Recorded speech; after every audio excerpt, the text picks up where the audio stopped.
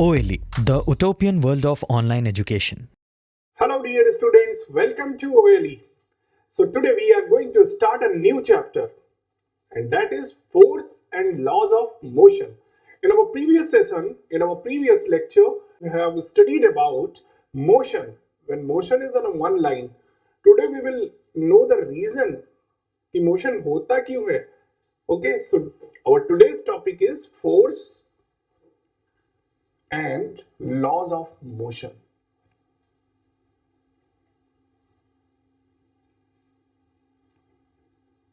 बहुत interesting topic है जहां पे हम फोर्स और लॉज ऑफ मोशन के बारे में पढ़ेंगे. पिछले चैप्टर में हमने जो पढ़ा था वो मोशन की इक्वेशंस को हमने वेरीफाई किया था, राइट.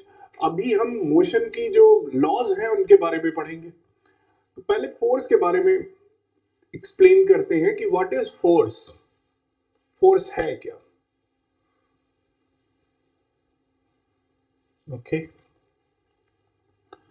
तो अगर कोई ऑब्जेक्ट मोशन कर रहा है, ठीक, तो वन ऑफ द रीजन ये भी हो सकता है कि इस पर कोई फोर्स लगा हो, है ना. कॉज इसका फोर्स हो सकता है.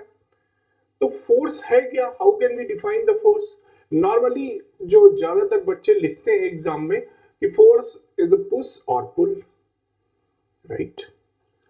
पर फोर्स को डिफाइन नहीं किया जा सकता है क्योंकि फोर्स एक इफेक्ट है जिसको हम फील कर सकते हैं. समझ रहे हो ना, कि जैसे कुछ चीजें होती हैं जो अनडिफाइंड है, उनके इफेक्ट को हम फील करते हैं. जैसे पेन क्या है. पेन क्या है. How can you define the pain. तो पेन को फील किया जा सकता है. खुशी क्या है उसको फील किया जा सकता है ना. हेट क्या है, लव क्या है, ये फीलिंग्स हैं जिनको फील किया जा सकता है. इनको डिफाइन करना तो हम दूसरे शब्दों में कह सकते हैं, पर वो उसका इफेक्ट होगा, है ना. जब हम बहुत ज्यादा वो चीजें होती हैं जो हम चाहते हैं कि ऐसा हो तो हम खुश हो जाते हैं, है ना. तो ये खुश होना, जो खुशी की डेफिनेशन नहीं है, ये इफेक्ट है कि जब चीजें अकॉर्डिंग टू अवर विश होती हैं देन हम खुश होते हैं, है ना. तो रीजन दिया गया है कि व्हाई वी आर हैप्पी. ये नहीं बताया गया व्हाट इज हैप्पीनेस. और बहुत से लोग बहुत सी डेफिनेशन देंगे हैप्पीनेस कि अलग अलग लोगों के अनुसार अलग अलग है हैप्पीनेस की डेफिनेशन. सिमिलरली फोर्स की भी बहुत से लोग अपने अपने अकॉर्डिंग डेफिनेशन देंगे, है ना. फोर्स का भी इफेक्ट हम डिफाइन करते हैं. फोर्स एग्जैक्टली क्या है वो डिफाइन करना थोड़ा क्या बहुत ही कॉम्प्लिकेटेड है. इसका इफेक्ट क्या होता है वो हमको पता है. तो हम उसी को डिफाइन करने के लिए, फोर्स को डिफाइन करने के लिए we take the help of that effect only. What is the effect of force. either we can push any object or we can pull any object. Like either we can push the door or we can pull the door. So this is the effect of force. Why the door is pushing or pulling? Because we are applying some force. So due to the effect of that force, door is going away from me or coming towards me. Are you getting? So how can we define the force? Force के effect क्या क्या हो सकते हैं. तो force is push or pull, है ना. Actually we should write the effect of force is push or pull, right. और क्या हो सकता है फोर्स से. अगर हम फोर्स को अप्लाई करते हैं तो हम किसी ऑब्जेक्ट को पुश कर सकते हैं या पुल कर सकते हैं. ओके, तो ये एक डेफिनेशन दी किसी ने. अब दूसरे ने डेफिनेशन दी कि अगर हम किसी ऑब्जेक्ट पे फोर्स अप्लाई करते हैं then we can change its shape. हम इसका शेप चेंज कर सकते हैं, राइट. अभी हमारे पास एक बॉल थी, हमने उस पर फोर्स लगाया, दबाया, और अब वो उसका शेप कुछ और ही हो गया. पहले वो ऐसे थी और जब हमने इस पे फोर्स लगाया तो अब ऐसे हो गई, है ना. तो चेंज कर दिया हमने उसका शेप, है ना. साइज भी चेंज कर सकते हैं हम. किसी ने कहा कि फोर्स अप्लाई करने से हम किसी ऑब्जेक्ट का साइज भी चेंज कर सकते हैं. एक हमारे पास लास्टिक है हमने फोर्स लगाया, अभी इतनी बड़ी थी, फोर्स लगाने के बाद वो इतनी लंबी हो गई, राइट? तो उसका साइड चेंज हो गया। थर्ड, फोर्थ, और हम क्या कर सकते हैं, फोर्स लगा के हम किसी ऑब्जेक्ट की डायरेक्शन चेंज कर सकते हैं, है ना? डायरेक्शन को चेंज कर सकते हैं। कोई ऑब्जेक्ट, जैसे बॉल हमने मारी, जो फुटबॉलर होते हैं वो बॉल को जब मारे, एक तरफ स्ट्रेट जा रही थी बॉल, बीच में कोई दूसरा प्लेयर आया, उसने उसके पे किक मारी किसी दूसरी डायरेक्शन में, और उस फोर्स की वजह से जो उसने किक के थ्रू बॉल पे अप्लाई किया, उसकी वजह से बॉल की डायरेक्शन बदल गई, है ना? या बॉलर जब बॉल फेंकता है क्रिकेट में तो स्ट्रेट जा रही होती है, बैट्समैन उस पे हिट करके उसकी डायरेक्शन को बदल देता है। तो with force we can change the direction of any object, है ना? और क्या कर सकते हैं फोर्स से? हम शेप चेंज कर सकते हैं, साइड चेंज कर सकते हैं, डायरेक्शन चेंज कर सकते हैं, पुश कर सकते हैं, पुल कर सकते हैं, किसी बॉडी को मोशन में ला सकते हैं हम, है ना? मान लो कोई बॉडी रेस्ट में रखी हुई है, ये मान लो कोई बॉल ही है, फुटबॉल रखी हुई है रेस्ट में, हमने उस पर पैर मारा तो अब क्या होगा, वो मोशन में आ जाएगी। तो हम किसी रेस्ट में रखी हुई बॉडी को मोशन में ला सकते हैं, और मोशन में अगर कोई बॉडी है उसको रेस्ट में ला सकते हैं। अगर कोई साइकिल से आ रहा है तुम्हारी तरफ बड़ी तेजी से, और तुम गए उसके आगे रोक लिया उसको पकड़ के, तो मोशन में आ रहा था, उसको आपने रेस्ट की पोजीशन में ला दिया, है ना? तो मोशन में जो कोई बॉडी है उसको हम रेस्ट में ला सकते हैं, and if any body is in rest then we can give it some motion by applying some force on it. So these are the effects of force. All these are effect of force. Simple आपको एक definition अगर लिखनी होगी then it is, exam में अगर आपको लिखना है then you can write force as a type of push or pull, right? And all these are effect of force. By applying force, या आप और अच्छा लिखना चाहते हो, so these are the effects of force. By applying force we can give motion to any object, we can make any object in rest, we can change the direction of any object, we can change the shape and size of any object. So you can write all these, है ना? सारे लिख सकते हो effect, ये सारे क्या है? इफेक्ट ऑफ फोर्स, है ना? फोर्स क्या है? Vector quantity. Why I am saying this कि फोर्स वेक्टर क्वांटिटी है? क्योंकि इसमें डायरेक्शन भी पता चलती है। ये डायरेक्शन देखो, फोर्स डायरेक्शन भी पता होनी चाहिए। जैसे हम किसी डोर को ओपन कर रहे हैं हमें डोर को, तो अब हम दोनों तरफ से उसे ओपन कर सकते हैं। कुछ जगहों पे आपने देखा होगा कि बाहर की तरफ खोलते हैं, और कुछ जगहों पे डोर ऐसे होते हैं जिन्हें अंदर की तरफ खोलते हैं। तो here you need a direction.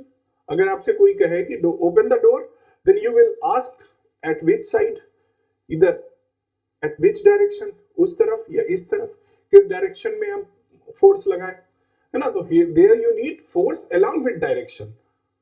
Force के साथ आपको मैग्नीट्यूड पता होना चाहिए कि 5 न्यूटन का फोर्स लगाने से ये दरवाजा ओपन होगा, और अंदर की तरफ खींचने पे ही ओपन होगा। Here you need the direction along with magnitude. So that is why the force is a vector quantity. SI unit की बात कर ली जाए, फोर्स की SI यूनिट क्या होगी? फोर्स की SI यूनिट क्या होती है? Newton.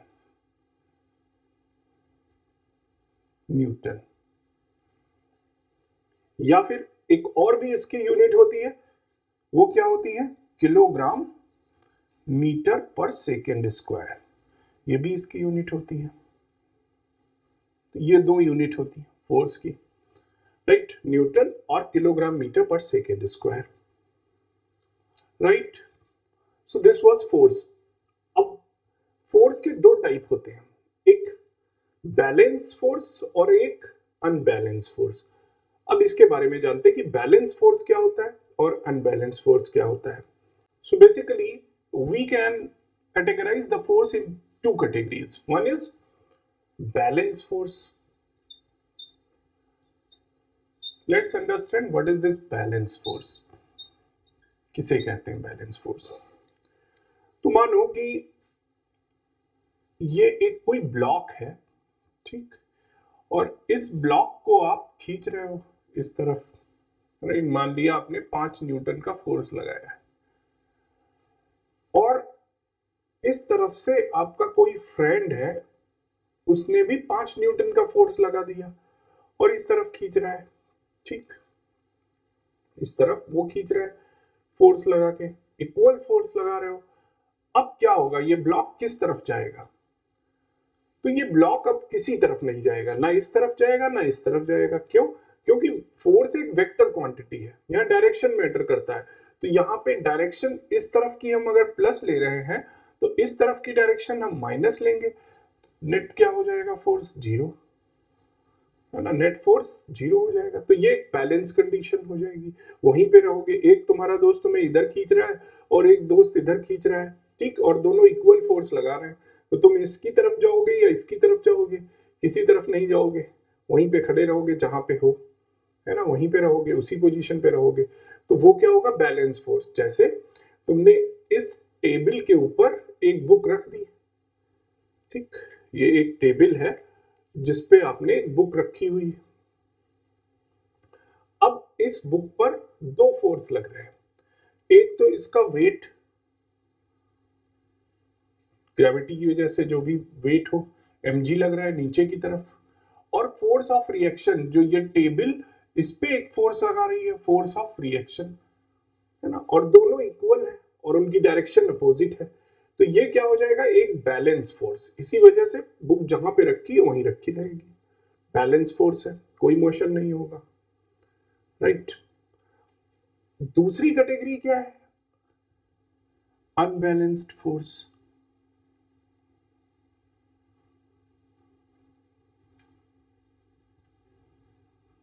Unbalanced force, unbalanced force कब होगा? जब किसी एक तरफ का फोर्स ज्यादा हो जाए।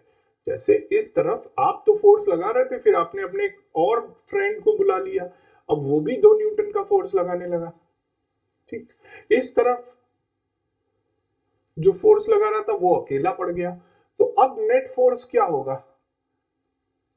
अब नेट फोर्स क्या होगा? इस तरफ के फोर्सेस को हम पॉजिटिव ले रहे हैं, इस तरफ के फोर्सेस को नेगेटिव ले रहे हैं। तो +5 +2 -5 ये नेट फोर्स हो जाएगा। यानी ये कितना हो गया? 5 कैंसिल हो जाएगा, 2 न्यूटन। तो नेट फोर्स कितना हो गया यहाँ पे? 2 न्यूटन। और ये कैसा कहलाएगा? एक अनबैलेंस्ड फोर्स। ये एक अनबैलेंस्ड फोर्स होगा, राइट। और बैलेंस और अनबैलेंस फोर्स जब भी हम डिफाइन करेंगे तो बैलेंस फोर्स में तो कोई डायरेक्शन नहीं होगी। क्यों? क्योंकि दोनों इक्वल होंगे, इक्वल एंड अपोजिट। तो आप रेस्ट में रहोगे, तो आपकी पोजीशन चेंज नहीं होगी, या इस ब्लॉक की पोजीशन चेंज नहीं होगी। बट जब अनबैलेंस फोर्स होगा, जब अनबैलेंस फोर्स होगा तो हमें फोर्स की डायरेक्शन भी दिखानी पड़ेगी कि इस डायरेक्शन में अब ये जाएगा। क्यों? क्योंकि इधर 7 न्यूटन का फोर्स लग रहा है और इधर 5 न्यूटन का फोर्स लग रहा है। तो इसकी डायरेक्शन भी हमें दिखानी पड़ेगी कि 2 न्यूटन और +2 न्यूटन, और इसकी डायरेक्शन इस तरफ, ये, ठीक। तो ये क्या है? एक अनबैलेंस फोर्स, जब इक्वल फोर्सेस अप्लाई ना हो, इक्वल एंड अपोजिट जो फोर्सेस है दोनों अप्लाई हो रहे हैं इस ब्लॉक पे, उनका जब मैग्नीट्यूड इक्वल नहीं होगा तो वो किसी एक तरफ जाएंगे। किस तरफ जाएंगे? जिधर ज्यादा फोर्स होगा, ठीक, और डायरेक्शन भी वही होगी। So this is unbalanced force. Let's see some more thing related to force. Okay, so this was balance and unbalanced force. चलो कुछ एग्जाम्पल लेते हैं। मान लो कि एक कार खड़ी है, ये कार बनाए, दिस इज अ कार, ठीक, और इसमें आप, इसकी बैटरी खराब हो गई है तो आपको धक्का लगाना पड़ेगा। तो आप इसमें धक्का लगाते हो, ठीक, इसमें धक्का लगा रहे हो और आगे की तरफ पुश कर रही है, कार बढ़ रही है। धीरे धीरे धक्का जैसे जैसे लगा रहे हो, कार धीरे धीरे आगे बढ़ रही है। और रोड जो है वो सिंपल स्ट्रेट है, मतलब ऊपर नीचे नहीं है, एक ही लेवल में है, ठीक। इस पे चल रही है आपकी कार। अब जैसे ही वो गियर लगा के एक्सीलेटर छोड़ता है तो कार रुक जा रही है। अब क्या करोगे आप कि इस कार रुके ना, बल्कि स्टार्ट हो जाए। यानी जो आप फोर्स लगा रहे हो वो सफिशिएंट अभी नहीं है, इस कार को स्टार्ट करने के लिए वो सफिशियंट नहीं है। अगर थोड़ा सा और फोर्स लग जाए, मान लो आप इस पे लगा रहे हो 20 न्यूटन फोर्स, और अगर 22 न्यूटन फोर्स लग जाए तो ये कार स्टार्ट हो सकती है। इस कंडीशन में आप क्या करोगे? ऐसा क्या करो कि ये कार 22 न्यूटन फोर्स लग जाए, यानी फोर्स का इफेक्ट कैसे बढ़ाया जा सकता है? जो आप फोर्स लगा रहे हो उसके इफेक्ट को हम थोड़ा और कैसे बढ़ा दें? कैन यू टेल मी कि how can we increase the effect applied by the force? जो फोर्स हम लगा रहे हैं उसका इफेक्ट थोड़ा और बढ़ जाए। तो अगर हम वेलोसिटी दे सकें, वेलोसिटी के साथ फोर्स लगाएं, तो इफेक्ट उसका और बढ़ जाता है। हमने ये देखा कि अगर ये रोड इस तरह से होती, ऐसे होती, ठीक, तो अब कार को हम जो पुश कर रहे हैं, तो हम जो 20 न्यूटन स्टार्टिंग में लगा रहे हैं वो तो लगा ही रहे हैं, उसके बाद वेलोसिटी मिल जा रही है ड्यू टू दिस स्लोप। इस स्लोप की वजह से उसको वेलोसिटी मिल जा रही है, और ये वेलोसिटी मिलने की वजह से अब कार तेजी से नीचे की तरफ जा रही है, उसकी स्पीड बढ़ गई है। जो हम सिंपल रोड पे लगा रहे, स्ट्रेट रोड पे लगा रहे थे, ठीक, तब उतनी स्पीड हम कार को नहीं दे पाए थे, पर जब हमने इसको स्लोप पे दौड़ाया तो इसकी वेलोसिटी बढ़ गई, यानी इसकी स्पीड बढ़ गई, यानी कि अब ये 22 न्यूटन हो सकता है उसको मिल जाए जो चाहिए था स्टार्ट करने के लिए कार को। तो इससे कंक्लूजन क्या है? इसका कंक्लूजन ये है कि फोर्स का इफेक्ट बढ़ जाता है जब उसको वेलोसिटी मिल जाए, जब उसको वेलोसिटी मिल जाए। जैसे एक और एग्जांपल देखते हैं। ये घर है और इसके अंदर कुछ टेररिस्ट चले गए, ठीक, और उन्होंने दरवाजा अंदर से बंद कर लिया, या चोर घुसे हुए हैं, उन्होंने अंदर से, टेररिस्ट छोड़ो, चोर हैं, उन्होंने अंदर से दरवाजा बंद कर लिया है। अब आपको अंदर जाना है, ठीक, खोल नहीं रहे दरवाजा, तो आप इस दरवाजे को तोड़ना चाहोगे। तो आप क्या चाहोगे कि इस दरवाजे पे पैर मारे, जैसे दया मारता है सीआईटी में, और टूट जाएगी, है ना? तो आपने पैर मारा और ये नहीं टूटा, दोबारा फिर ट्राई किया, फिर भी आपने पूरा फोर्स लगा दिया अपना, पर ये दरवाजा नहीं टूटा। फिर किसी ने आपको कहा कि ऐसा करो, वहां से दौड़ते हुए आओ और इस पे मारो। आपने अप्लाई किया, आप दौड़ते हुए आए थोड़ी दूर से और मारा, इस पे दरवाजे पे हिट किया। इस बार दरवाजा टूट गया। क्यों टूट गया? क्योंकि इस बार आपने फोर्स के साथ वेलोसिटी भी दी, वेलोसिटी भी दी। तो ये अब जो इफेक्ट ऑफ फोर्स है, जो इफेक्ट है वो बढ़ गया, है ना? तो जब फोर्स में वेलोसिटी भी इंक्लूड हो जाती है तो और ज्यादा इफेक्टिव हो जाता है फोर्स, है ना? तो कहने का मतलब ये है कि जो हमारा नेक्स्ट टॉपिक है वो है मोमेंटम, और मोमेंटम को हम डिनोट करते हैं P से, ठीक। तो किसी का आगे बढ़ना सिर्फ फोर्स पे डिपेंड नहीं करता है, वेलोसिटी जो हम दे रहे हैं उस पे भी डिपेंड करता है, ठीक। अगर हम पुश आके धक्का दे दिए आगे की तरफ, फोर्स भी लगाए लेकिन एक वेलोसिटी भी दी, उससे भी होगा। तो P इज इक्वल टू क्या होता है? Mass into velocity. P is equal to mass into velocity, mv, right. और इसी को हम क्या बोलते हैं? मोमेंटम। इसकी यूनिट क्या होती है? किलोग्राम मीटर पर सेकेंड, ये इसकी SI यूनिट होती है। और चेंज इन मोमेंटम क्या होता है? Delta P, m into delta V। यहां पे चेंज इन वेलोसिटी होगी जिसकी वजह से मोमेंटम में चेंज आएगा, right. So this is momentum, mass with velocity, right. Okay, अब हम पढ़ते हैं न्यूटन्स लॉज। जो न्यूटन ने 3 लॉ दिए हैं उनके बारे में, ठीक। तो इस सेशन को हम यहीं पे वाइंड अप करेंगे। In our next session we will discuss about Newton's laws. कौन से 3 लॉ हैं आपको मालूम है? First law, second law and third law. Third law तो सभी को मालूम है ना? फर्स्ट और सेकंड लॉ जो है उसमें थोड़ा बहुत कंफ्यूजन बच्चों को होता है, बाकी दोनों लॉज ज्यादातर लोगों को पहले से पता होते हैं किताब पढ़ने से पहले से, उन्हीं को हम डिस्क्राइब करेंगे in our next session. So now I would like to wind up my session over here. We'll meet in the next session. Till then, take care of yourself. Have a great time.